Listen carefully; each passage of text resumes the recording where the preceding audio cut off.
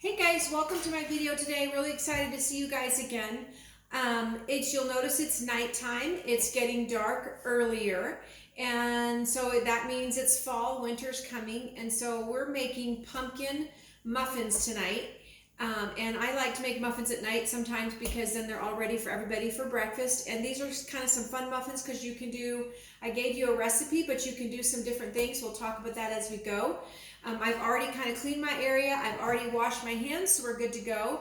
The first direction you usually get in a baking recipe is to preheat your oven. So I've already done that as well. So we're ready to start with our recipe. I've got all my ingredients out here. The first thing you're supposed to add, and remember we do all of our dry ingredients first. The first thing is on our recipe is 2 cups of flour. You can use regular flour if you want. You can use gluten-free flour, whatever kind of flour you guys like to bake with, you can use for this recipe. I'm using a gluten-free one. The recipe calls for 2 cups. What I've done is I've taken 1.5 cups and I put it in my bowl. And then the other half cup that's missing of the flour, I added in protein powder. I have a vanilla protein powder and I used 1/2 cup of that to make my 2 cups. So 1.5 cups of my flour and 1/2 cup of protein powder. If you don't want to use protein powder, you don't have to. That's one of the things that you can substitute out some protein powder in a recipe. And protein powder can make it a little bit healthier just because it kind of helps balance out how much sugar is in your body and that kind of stuff. The protein is better for you. This is a bone broth protein, so it's supposed to be really good for you. And we've made them both ways, with flour and with protein powder, and think they taste kind of the same. So in here then I have a total of 2 cups, 1/2 cup protein powder and 1.5 cups of flour. And then the next thing on my recipe is a teaspoon of baking soda. I'll put the dry ingredients in here first. I'm just going to scoop it on that little top thing to get a full teaspoon. Put that in my dry ingredients, and I'm going to set my ingredients over to the side so I can keep track of what I've done and what I haven't done. 1/2 teaspoon of salt. Got that measuring spoon. Do this one over the sink. And this is actually 1/4. So if you guys are learning fractions, what would that be? How many fourths are in 1/2? Think about an orange. If you cut an orange into fourths, you have 4 pieces. So to get 1/2 an orange, you'd use 2 of those. So 2/4. So there's 1. Oh, overflowed with that one. Good thing. Salt. There's my salt in there, and I got my baking soda in there. And then I'm just going to stir that together. We've got one more dry ingredient to go in here. 3 teaspoons of pumpkin pie spice. This is the magic ingredient in here that tastes so good. 3 teaspoons. This is just a spice. If you've ever made pumpkin pies with Thanksgiving coming, it's probably time. You've probably got this up in your cabinet. This makes it taste really good.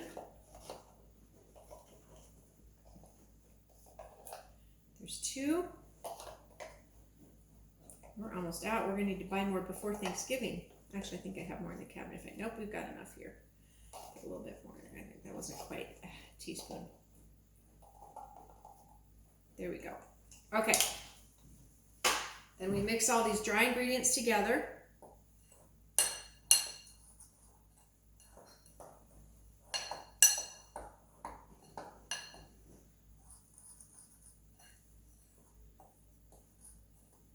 Pumpkin's just one of my favorite flavors for fall, and actually I think a lot of people like pumpkin.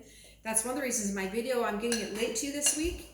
I have been to 3 stores. My 3rd store finally had it. I went on Saturday, and the store was out of the pumpkin, and I went to another store and they didn't have pumpkin, and so finally King Soopers last night had pumpkin, so I'm glad I found it. Okay, so I've got all my dry ingredients mixed. So I'm just going to set those aside for a minute, and now we're going to use a mixing bowl for my wet ingredients. And my wet ingredients, the first thing is 1 cup of the pumpkin.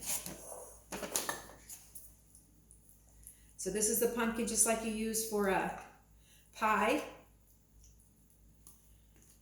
If you guys have been out to the pumpkin patch, usually the pumpkins that they make pumpkin pie of are the smaller pumpkins. They're called a pie pumpkin. And you know the way they used to make pumpkin pie was they would just put the ingredients down inside the pumpkin, close it up and set it in the fire, and then it would cook, and then they just scoop all that good stuff out. So there's a cup of the pumpkin. Now you'll notice the other thing is I'm not using my mixer, and I'm not sure why. Maybe some of you guys can look this up for me. Usually when you do muffins or things like pancakes, you don't always use a mixer. Next week we're going to make a cake. I can show you guys, and if you're the 7-week kids, you're only doing 7 lessons, so you don't have the cake, but you could still make a cake. I'll put a video out for you guys. Cakes, you always use a mixer, so you want to beat them a little bit more. Pancakes, muffins, some recipes you just do by hand. You don't want to mix them too much. You want to just make everything moist. Okay, our 3 eggs. If you watch the compost video from Mr. Espinosa, these eggs came from their farm. I think Ella, if you know Ella's a little older. Some of you might go to Summit with Ella, Sam, they've got a bunch of kids. Ella brings me the eggs. She keeps track of their eggs. Okay, 3 eggs, 2 tablespoons of olive oil. And this is actually a bigger measuring spoon. This is a 2 tablespoon measure. So that's 2 tablespoons of oil. And then my favorite part, another great flavor of fall is maple. So you can use honey if you want. You could probably even use regular sugar if you want. But I'm using, you might want to check, I have never made these with regular sugar. I think usually, that tells me my oven's ready, my oven's heated, that little beep. Usually if you're using sugar or honey and maple syrup, you use half as much honey as you would sugar. So that would mean if this recipe calls for half a cup of honey, you'd use a cup of sugar, but that seems like an awful lot to me to put in muffins. So I'm not sure I would do that, but this calls for half a cup of maple syrup. I love the maple syrup in it. It gives it a great fall flavor. So there's my maple syrup. Oh my gosh, they smell so good already. My computer went to sleep with my recipe on it. I think that's everything, but I want to double check, and I can look too because I've been putting my stuff aside as I use it.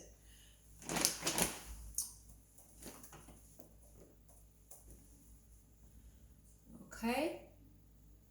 Yeah, that's everything that goes in the muffin. So I'm going to stir this, break my eggs, just kind of stir this together.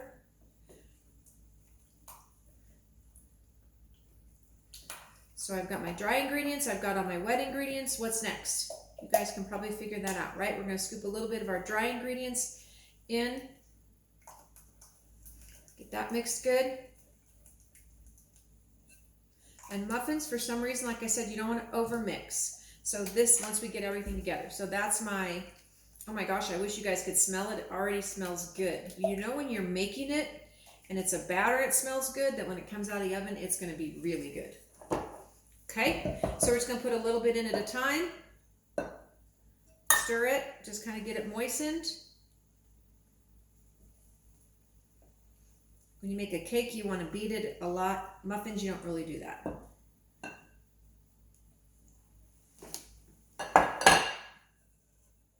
Okay, remember in your kitchen, you guys are all different ages. Some of you are younger, some of you are older. So you have to kind of decide what kind of things, I shouldn't say you have to decide what you ask your mom for. Like always, if there was a knife involved in cooking or something hot, pulling things in and out of the oven, you always want to have help with that. Now, some of you that are older may have cooked a lot and you already know you do that and you do that on your own. That's okay, but if you haven't done that with parents watching, to know that you're ready to do it on your own, you make sure you have parents help you with that kind of stuff. We are going to use a knife in a minute. Okay, so we added the protein.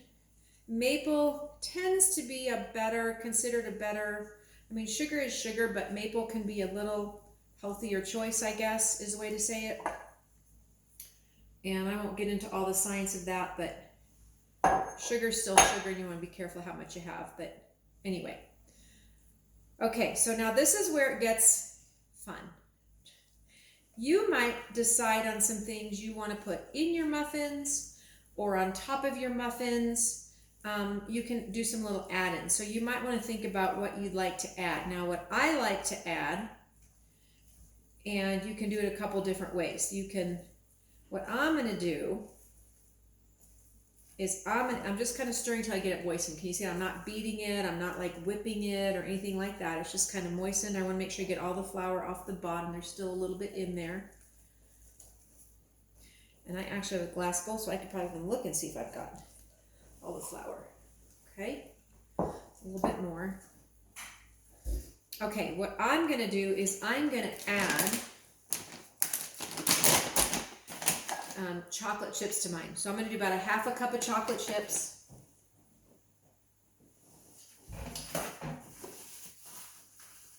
Wipe that out. I got my maple syrup in there, so let's clean that out.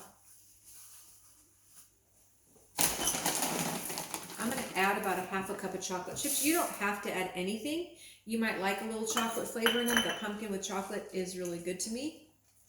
So we just kind of stir those in a little bit. And then I'm going to put them in the muffin tin. But before I do that, I'm going to you could add walnuts to these, would be good. You can think of other things to add. You maybe can even add pumpkin seeds to them. The recipe actually has you sprinkle pumpkin seeds on the top. I did that I love pumpkin seeds. I love to eat pumpkin seeds. I actually sprinkled them on the top the first time, and maybe I'd try it again. But I wasn't crazy about it because it was kind of, by the time the pumpkin seeds on the top baked, they were pretty hard. So it just didn't, it was almost too crunchy for me for a muffin. But you might like pumpkin seeds on top. I'm going to sprinkle walnuts on top. I could stir the walnuts in. You could even put the walnuts and chocolate chips together and sprinkle those on the top. You might like the way that looks and you get the same flavor. What are some things you guys could think of to put in pumpkin muffins? What else would be good? So I have about a handful of nuts over here. Move my batter out of the way. Got a cutting board with a knife here. And I'm going to start chopping some nuts. Clean as we go. We're going to kind of put our stuff away that we're finished using into the sink. And then I'm just going to chop these nuts. So this is one thing make sure I keep my fingers out of the way. This is something you might want to have somebody older, your mom or an older sibling or something, watch you while you do it or teach you to do it, or maybe this is something that they should even do. I'm going to make them not too small because I thought it would be fun to sprinkle these on the top rather than mixing them in. We'll have the chocolates mixed in. You could even mix the chocolate chips with this, sprinkle them both on the top. Then you can see them like that. I mixed my chocolate chips in. You might even think of something else you'd want in there. Like you can have blueberry muffins, but I don't know the blueberry would be very good with pumpkin. But maybe there's something that would be good with pumpkin. Okay, so there I've got some nuts ready to sprinkle on the top. And I have a few kids that may not want the muffins, or may not want the nuts on the muffins. They don't like nuts as much, so then I can leave them, put them on some, leave them off some. That way everybody has something they like. Okay, so now I have my muffin tin. It's the same kind of pan. Remember I had that cookie dough one? It's a hard one, a stone, and that just helps everything cook more evenly. And then I have, if you don't have little muffin papers, I have these just because they're easier, but you could spray it with Pam or Crisco or something in there, however you grease a pan. I'm not going to grease it because I have the little muffin cups. Which usually makes about a dozen.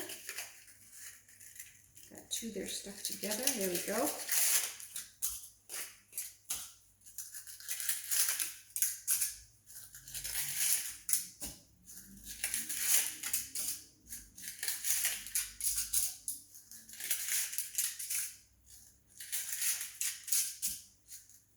Have you guys bought your yarn yet for your crochet? I started making my scarf, so I'm going to have one that's kind of made by the time we do our video, but don't forget, If you want to make a scarf or washcloth, you got to get your yarn ahead of time.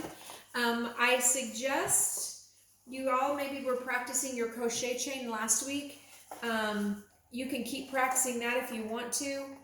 We'll show you how to make a scarf. Mrs. Caskey is one of our Summit moms, and she's actually going to do the video with me.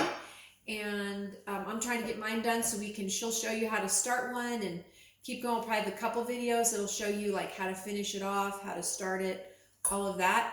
But you need to buy a skein of yarn. Remember, acrylic for a scarf. If you're going to do a washcloth, do cotton. And I would even recommend, maybe if you're not sure if you want a scarf is going to be a little bit more work, a washcloth would be a really nice Christmas gift for somebody with the holidays coming up. And so if you even want to just make a washcloth, is probably quicker. You can do that. If you know you have a lot of patience and you want to spend a little bit more time to make the scarf, you can do that too. So you get acrylic yarn for that one. Okay, so I've got all my muffin papers in here. And I use this little scoop, and we're going to scoop some in, and we fill them about half full, maybe a little bit more. It's pretty thick dough, so it kind of goes in almost like a lump, but you'll see it'll kind of flatten out a little bit. And I try to put about the same amount in each one. That way they'll cook evenly. If some are bigger than others, that one maybe had too much in it.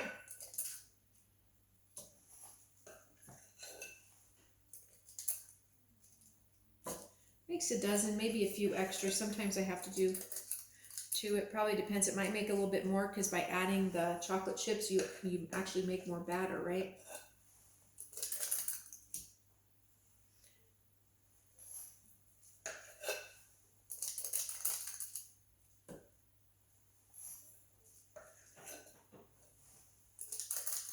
You know, let's see how much the cooking time is. I think they make about 18 minutes. I have to scroll down on my recipe on my computer, so I'll get them in the oven. I'll double check that time, and when I take them out of the oven, I'll make sure you guys know how long to put them in there, so when you make yours.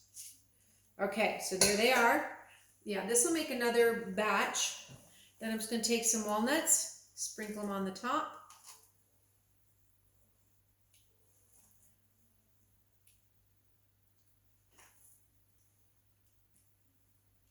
I'll put walnuts on all these, and then the extra ones for my next batch, I'll leave those without nuts. That way, like I said, everybody in my house gets what they like. Sometimes that one's still pretty full. I'm going to kind of even it out a little bit. It's pretty thick batter.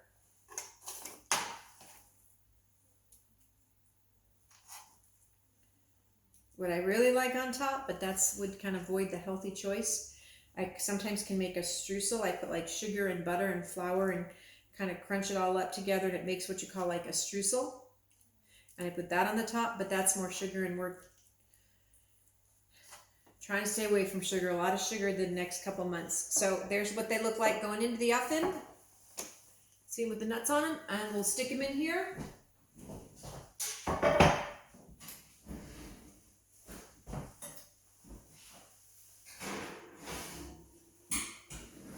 going to set my timer for 18 minutes.